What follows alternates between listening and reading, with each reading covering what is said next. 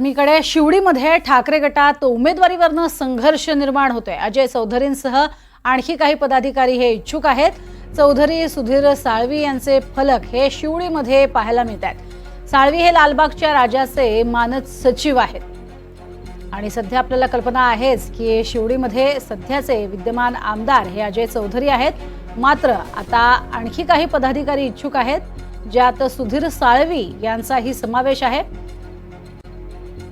आणि त्यासाठीच सुधीर साळवींचे काही फलक हे शिवडीमध्ये व्हायरल होत आहेत।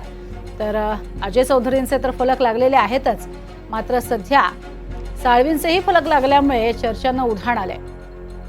शिवडी विधानसभा मतदारसंघामधून उबाठा गटाचा उमेदवार कोण असणार असा सवाल आता त्यामुळे उपस्थित होऊ लागलेला आहे। विद्यमान आमदार अजय चौधरी हेच असतील की त्या व्यतिरिक्त जे इच्छुक उमेदवार आहेत आणि गेल्या काही वर्षांपासून शिवसैनिक म्हणून भूषण मिरवत आहेत, अशा काही शिवसैनिकांना ही संधी दिली जाणार का हे पाहणं महत्त्वाचं ठरणार आहे। त्यातच लालबागच्या राजाचे मानद सचिव अशी ओळख असलेले शिवडीचेच सुधीर साळवी यांच्या नावाचे फलक लागल्यानं चर्चांना उधाण आले। देवेंद्र कोल्हटकर आमचे प्रतिनिधी सध्या आपल्या सोबत आहेत। देवेंद्र, इच्छुकांची संख्याही वाढताना पाहायला मिळते। शिवडीमध्ये साळवींचं नाव समोर येत आहे। विधानसभा निवडणूक जवळ येत जाणार तशी आपल्याला माहिती की राजकीय पक्षांमध्ये उमेदवारीवरून स्पर्धा होताना पाहायला मिळणार आहे। खास करून मुंबईतला शिवडी हा मतदारसंघ चर्चेत आहे। शिवडीमध्ये ठाकरे गटाची चांगलीच ताकद आहे। विद्यमान आमदार देखील अजय चौधरी हे ठाकरे गटाचे आहेत, मात्र पक्षांतर्गत स्पर्धा जी आहे ती पाहायला मिळते।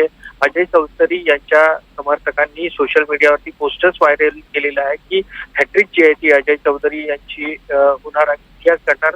तर तसंच जे ठाकरे गटाचे दुसरे पदाधिकारी आहेत सुधीर साळवी, त्यांच्या देखील समर्थकांनी आमदारकीच्या संदर्भात सोशल मीडियावरती पोस्टर्स जे आहेत ते त्यांच्या संदर्भातील व्हायरल केलेले आहे। त्यामुळे पक्षांतर्गत स्पर्धा जी आहे ती या सगळ्या ठिकाणी शिवडीच्या परिसरात ठाकरे गटामध्ये सुरू असल्याची पाहायला मिळते।